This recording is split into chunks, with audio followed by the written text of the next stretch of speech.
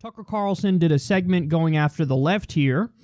I want to watch it with everyone and then grade his commentary. Good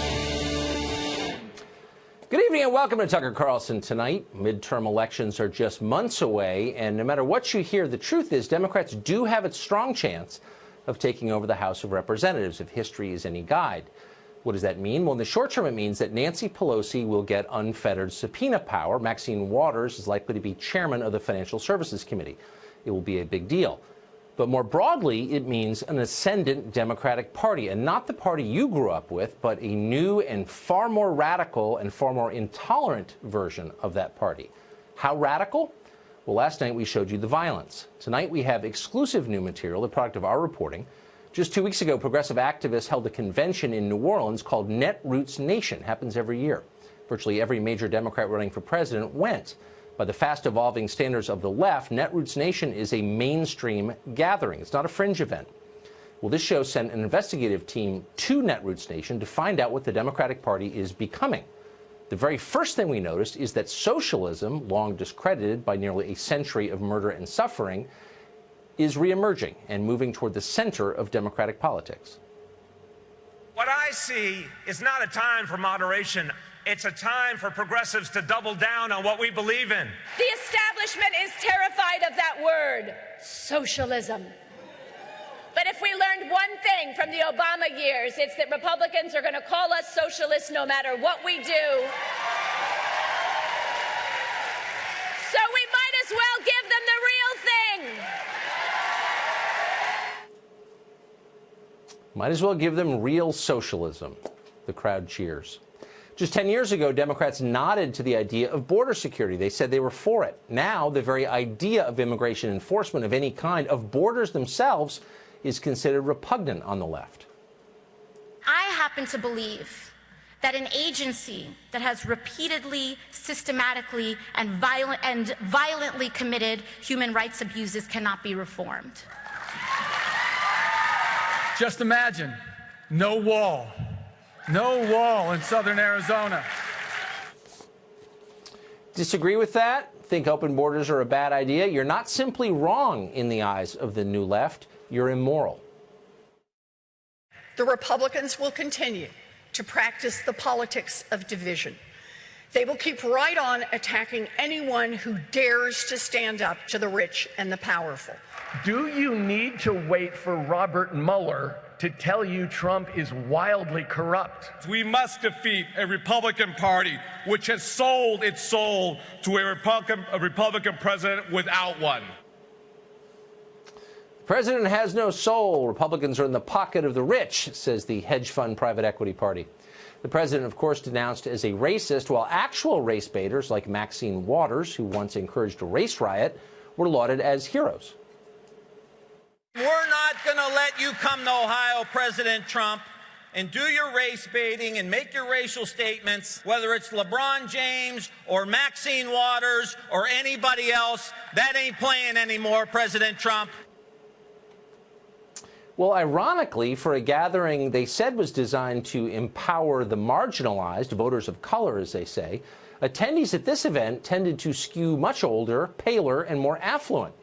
Well, a group of progressive activists noticed this, and a group of them stormed the stage during Saturday's keynote speeches. They demanded more black representation, and they promised to drink the crowd's, quote, white tears. That white fragility is showing. Those white tears are showing. But guess what? I'm ready to drink them. Because we are going to be on the board. You're going to let us on the board. And you're going to fight for us to be on the board of Netroots. Ready to drink white tears. Well, in an effort to atone for their skin color, organizers did what they could to attack white America. Among the books distributed at the event was one called Brown is the New White, How Demographic Revolution Has Created a New American Majority. One poster we found said that one of the, quote, challenges for American democracy is that white voters are able to vote and elect officials. In any other venue, that would, of course, be described as racism, but it was normal at Netroots. And then there were the bizarre portions of the program, and there were a lot of those. One well-attended panel dealt with the matter of, quote, menstrual equity. This is the latest frontier in the civil rights movement, in case you've been on vacation. One elected Democrat from Virginia we spoke to said male access to tampons is a vital and important emerging issue. We're not sure how many men who are menstruating based on transgender surgeries or other ways that they're transforming.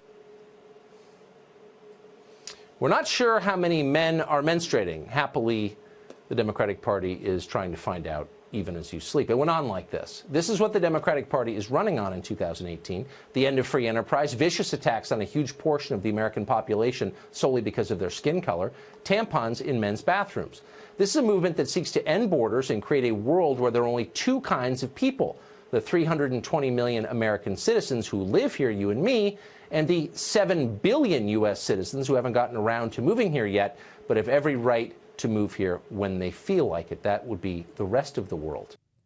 I want to break this down because it really was a masterclass in straw manning in an effective way that's going to 100% feed the audience exactly what they're looking for. So let's break this down from the top.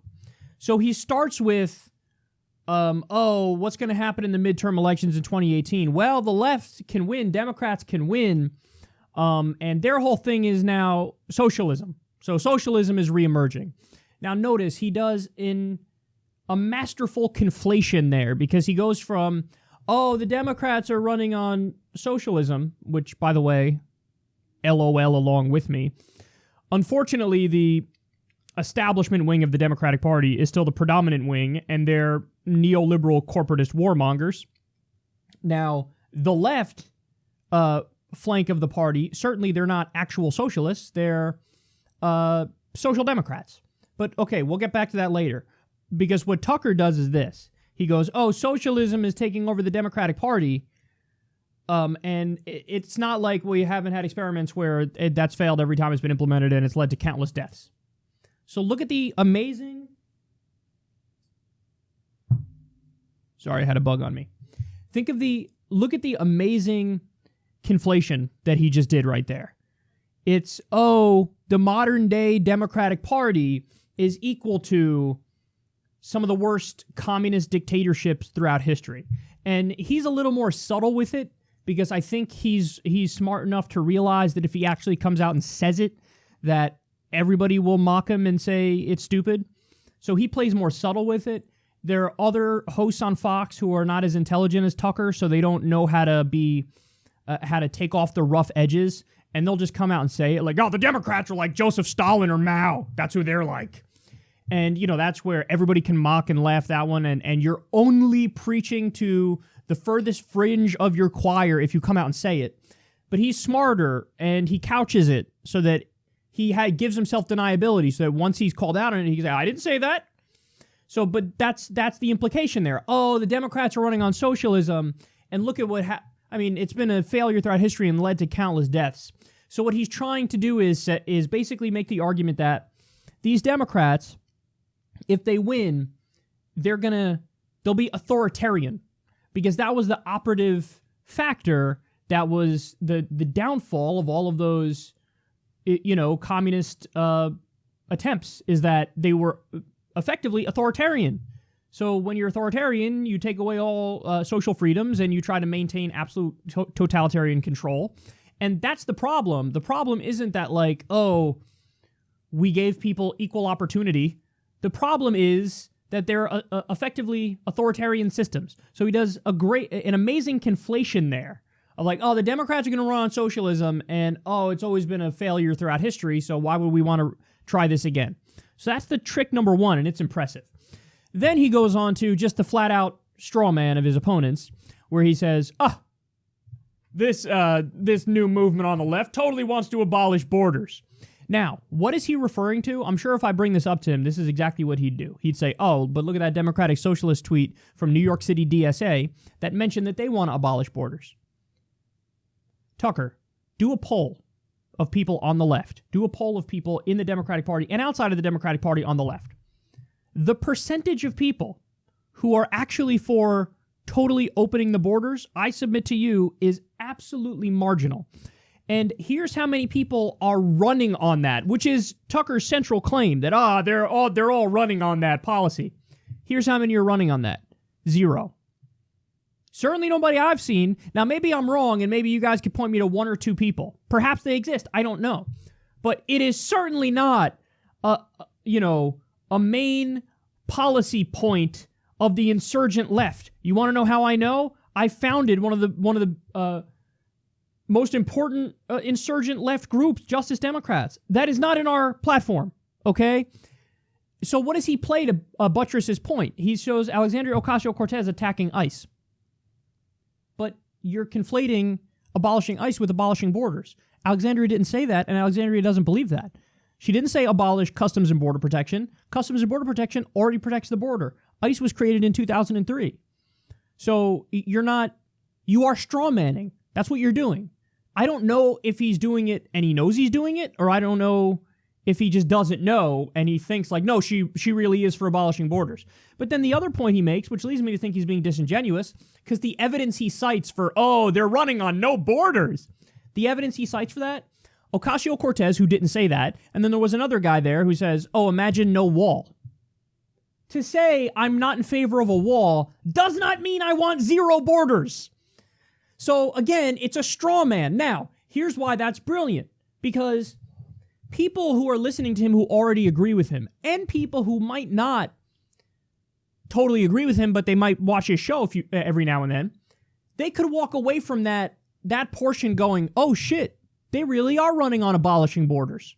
Now, again, not true. Not true. Alexandria Ocasio-Cortez said abolish ICE, not abolish Customs and Border Protection. ICE was created in 2003. There are allegations that they're doing literal slavery, and that's going through the court proceedings right now, and the 10th Circuit Court of Appeal says that has merit. It looks like they're doing forced labor, slavery, in a private prison camp that ICE is running. Seems kind of important, doesn't it? But no, he pretends like the argument was abolish borders, not no wall and abolish ICE. Totally misleading. But if you're somebody who's on the bubble and you watch this, you're going to go, damn, maybe Tucker's right. These guys are crazy. Then he plays a video of them going after the rich and it's saying, we're against corruption and Trump is corrupt. Okay, well, that just helps people on the left, because that's going to be a portion of what you're attacking where even the people on the left, even people on the right will go, yeah, I kind of agree with that one. Yeah, Wall Street did kind of fuck us, and they did give out bonuses when they weren't deserved, and the rich do get away with hiding their fucking, using tax havens overseas and getting away with it, and paying the capital gains rate, which is lower than the income tax rate. So people, they'll say, yeah, no, that one's correct. They're corrupt. But what does Tucker do? He flips it, and he goes, oh, no, they're the party of the hedge fund managers. Dude, right now, Donald Trump is trying to get rid of the Consumer Financial Protection Bureau, which protects defrauded Americans. He put somebody in charge of it who's against it, who's a puppet of the payday loan industry. Okay? He's obliterated Glass-Steagall through various deregulatory executive orders. Dodd-Frank. Glass-Steagall has already not been implemented. He's doing deregulation. He's cutting taxes for the rich. The idea that, it's the Democrats who are really the party of Wall Street and hedge fund managers, while the Republicans are not. No, the reality is, Tucker, Republicans are definitely the party of Wall Street and hedge fund managers, and Democrats are too, but to a slightly lesser extent. Now, I'm not giving the Democrats a pass on how beholden they are to Wall Street, because that's not acceptable. But which side has an insurgent movement that says we're not taking any corporate PAC money or any big donor money?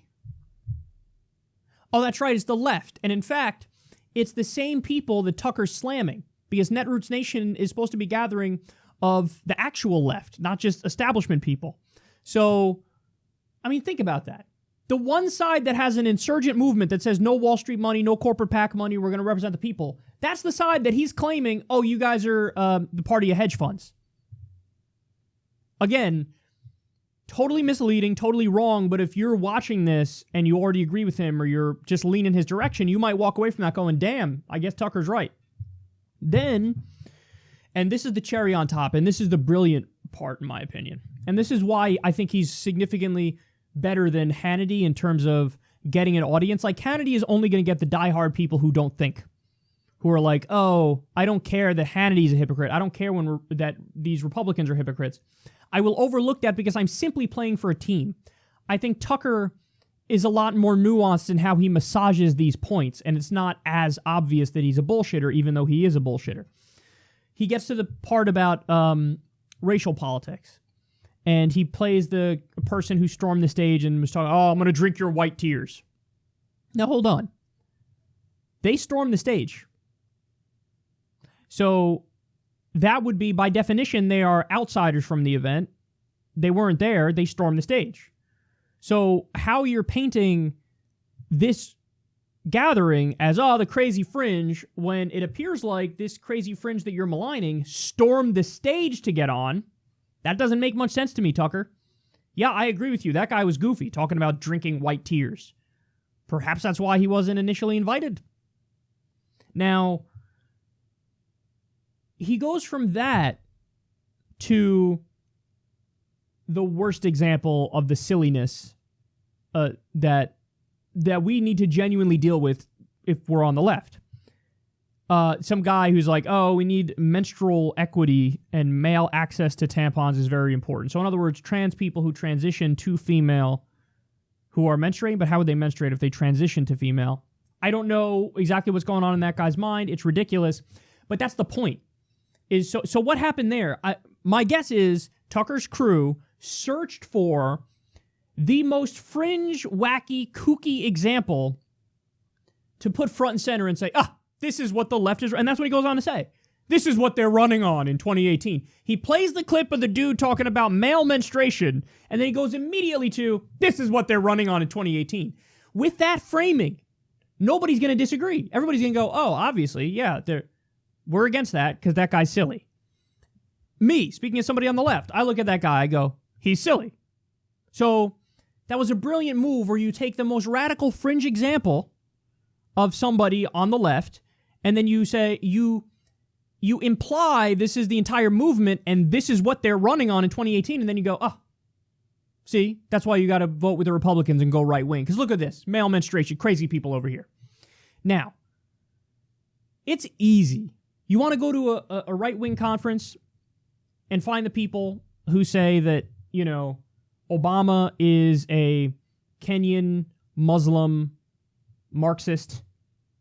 You can find that. You want to go to a right-wing conference and find the people who've gone full conspiracy to the point where they say lizard people run the world. You can find that.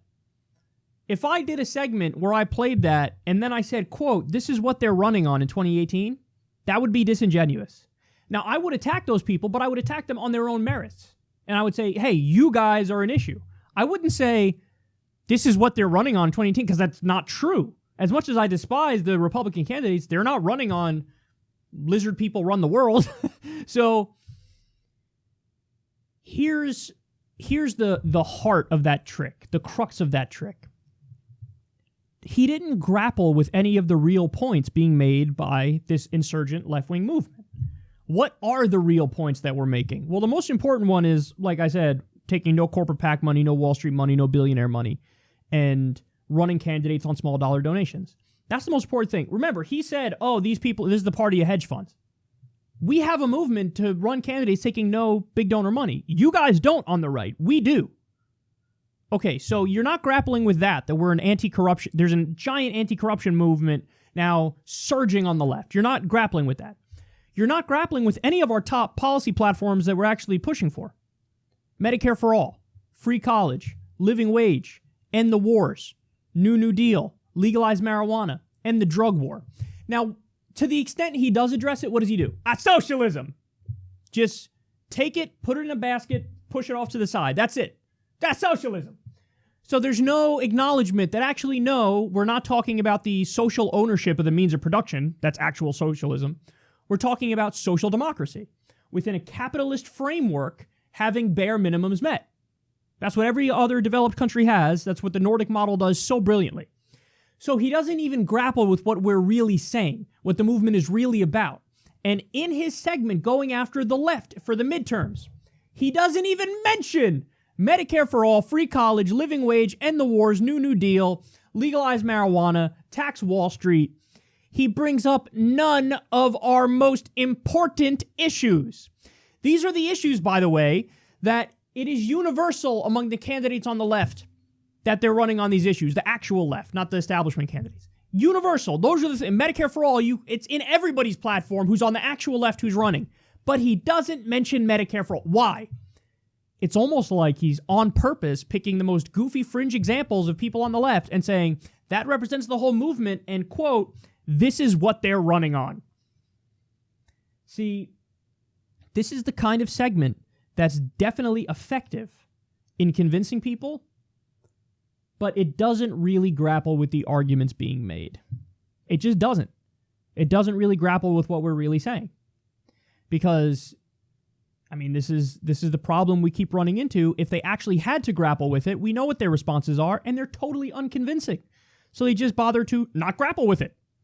I mean, if you're in their shoes, you'd probably do the same thing. Shit, I can't actually respond on the merits. So, I don't know, socialism, Venezuela. People died, something. Vote for us. Well, now, listen, if you're somebody who is on the bubble and you watch that Tucker segment and you're like, hey, maybe he's right about some of that stuff. Okay, that's fine. But now that you've seen my breakdown of it, and you've seen exactly what he's omitting, there are lies by omission in there, exactly what he's twisting, like the no borders thing, when nobody's actually running on no borders. The only thing he can point to that ever said no borders is that one New York City DSA tweet. All the candidates are running on, yes, many are abolish ICE, but that does not mean abolish borders. That's a misstatement of what the reality is. Now that you know and you've seen my breakdown of it, if you still walk away going, oh yeah, Tucker nailed it, you're just wrong. That's the nicest way I could put it.